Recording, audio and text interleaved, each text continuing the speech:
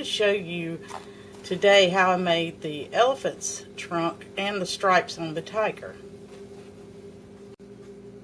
To make the elephant trunk that you see here on this Animal Crackers box that I made, you take a small oval punch, whatever punch you have, make a quick punch out with that. You're not going to need that piece, so just get rid of that, and then you're going to center that little piece. Now I went a little bit larger on one side than the other because when I make my trunk, I want it to be larger at where it fits to his face. So as you can see, I think you can see that. And then you'll just take and snip it off. And there you go. And then you trim it as you need to. I mean, if you feel like you need to get, like I would probably make this one just the side a little bit shorter. And then I added some marks with the Sahara sand marker. And it's just that simple. To make the stripes on the tiger, I used a 1/2 inch circle punch, and you just take and punch one out, and you can make it close to the edge so you can slide this back up in there. And I hope you can see this. I don't know if you can or not, but you can see that I'm just getting a little bit of the black edge of the circle just to punch it just like that. Show you again, because you can use this several times, that one area several times. And there you go, and that's all you do. You could use that as a smile and just different kind of things that you can use, those shapes where there's so much you can do with punches. Today I want to show you how to get longer tags or shapes out of your punches than the actual punched size is. This is an actual punched piece of white cardstock from the jewelry tag punch, and as you can see, it's small, but it's cute on some projects, and there may be other projects that you would want to have a longer piece. So that's what I'm going to show you today. You're going to take a piece of cardstock. You have to first determine what's the width of your opening here, because you're going to have to thread the paper up through this empty section. I'm holding it upside down, which we do a lot with punches. You just start threading it in. And I take a stylus or some other kind of object that will help you thread that through.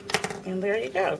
And it's that simple. Just make sure when you're doing it that when you actually are going to punch the image, that you have it centered there pretty carefully. I mean, 3/8 of an inch was too much for this one. So there you go. That's a simple way to do it. And you can use any size you want. You can also, if you want to have that on the other side, take a piece of copy paper. And what I meant to say is if you wanted to have that little ball on the other side, you could take a piece of copy paper, that's just regular old printer paper that, you know, I don't throw it out. I just keep it to stamp on and stuff like that. And I put a little mono adhesive here. I'm not sure if you can see it or not, but it is a couple little pieces there. And then you just take your finger in, and when I say mono adhesive, this is what I'm talking about. And then I just would put the, first you got to cut the size out that you want. I do the same thing again and thread it up through here. Let me see. I'm not going to measure this for today, but I mean, you could if you wanted to.